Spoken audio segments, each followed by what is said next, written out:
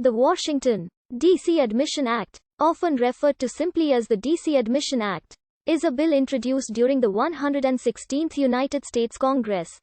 The intention of the bill is to grant Washington, D.C. admission into the Union as a state and hence make it the country's first and only city-state. The bill was originally introduced in the 116th Congress on January 3, 2019, and was reintroduced on January 4, 2021, in the 117th Congress. When the Constitution of the United States was prepared, one of the elements within its text provided for the establishment of a national capital. The new capital was to be no more than 10 square miles in area, and under the exclusive control of the federal government, rather than subject to any control by the states. In 1790, the United States Congress passed the Residence Act, which legislated for the foundation of a new, permanent national capital, to be located along the banks of the Potomac River, using land donated by the states of Maryland and Virginia for the purpose.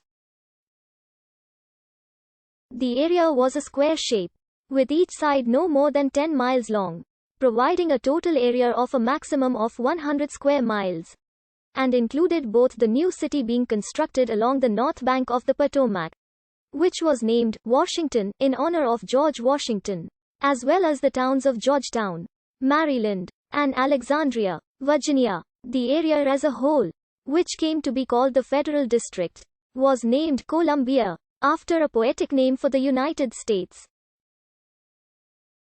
In 1801, Congress passed the District of Columbia Organic Act, which formally placed the District of Columbia under the control of the federal government.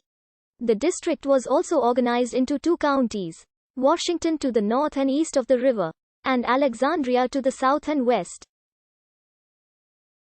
The act meant that citizens living in the district were no longer considered to be residents of either Maryland or Virginia and, as a consequence, lost their representation in the United States Congress, their right to vote in the Electoral College and any voice in amending the Constitution.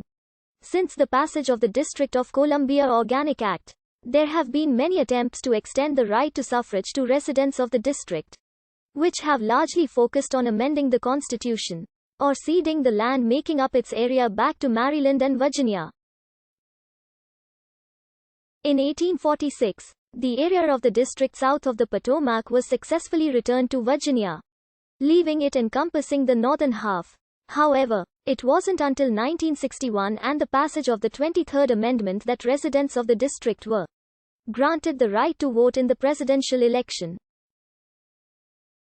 This treated the district as if it were a state for the purposes of the Electoral College, granting it an equal number of electors to the least populous state.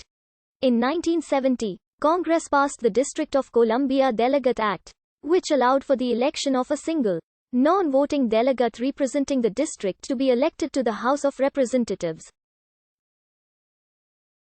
In 1973, Congress then passed the District of Columbia Home Rule Act, which granted the district a measure of home rule through the establishment of an elected mayor and city council. In 1978, a new constitutional amendment was proposed that would have granted the district full representation in Congress and the Electoral College, as well as participation in the process to amend the Constitution, as if it were a state, without granting it actual statehood.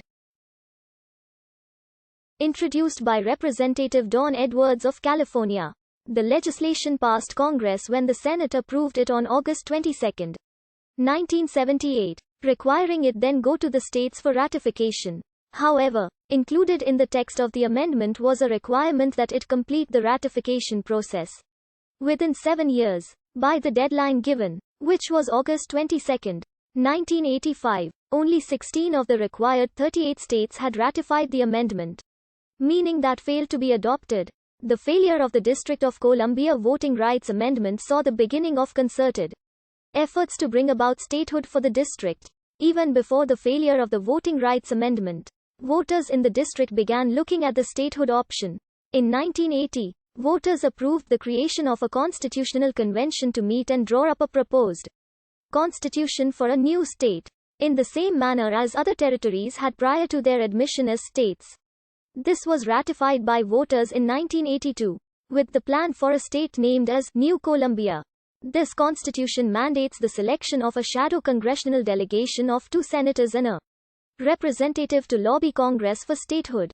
In November 1993, a statehood bill made it to the full House of Representatives for debate and a vote for the first time, where it was defeated by 277 votes to 153. Since then, a statehood bill was introduced every year without reaching a vote. In 2016, the mayor of the district, Muriel Bowser, called for a vote by residents on whether they